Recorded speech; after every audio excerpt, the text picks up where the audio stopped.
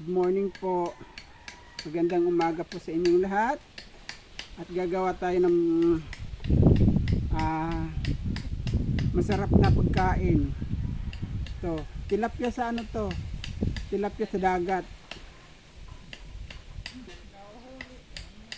Parang ihaw o steam sa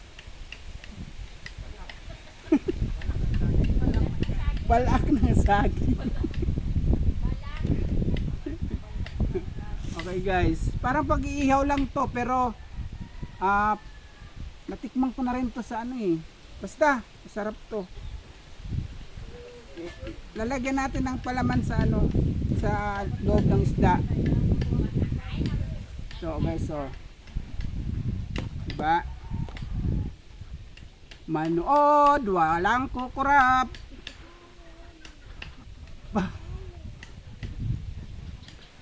At subukan nyo rin pag nakahuli kayo ng tilapia sa dagat. Tilapia sa dagat 2 kilo, grabe guys, tingnan mo. Sos, ano ba to? Alam mo ba kung kanino huli to? Kay Mariano. Wala kayo. Si Mariano galing pa ng ano yung Fairview, Quezon City ang naghuli nito.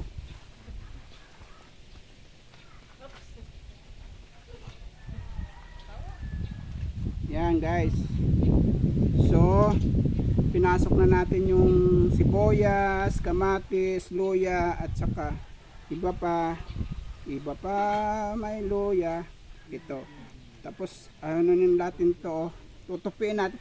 Nandito na yung ano, yung isda sa palak. Sa palak. Diba? So, hiwain natin ng konti, sukatin natin para ano siya, para hindi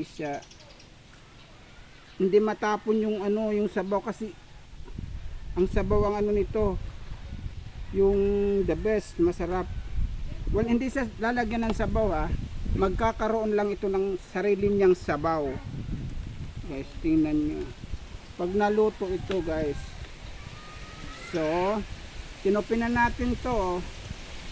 Kaya, tinupin na natin yung palak. Pagtatakip lang natin, madali lang siya guys. So, ayan. Tapos, yan. So, ayan. Nasa loob na siya. Oh. Tingnan mo ko guys. So, sa loob. Tumik! Tumik!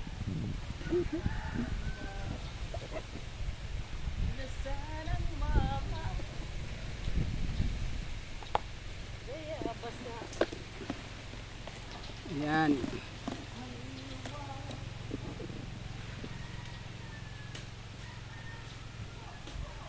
Guys, so ang laki ang yate ko. Oh, tingnan mo oh. So ito ay tutusukin lang natin ito ng parang lock niya. Hindi pa itong ano.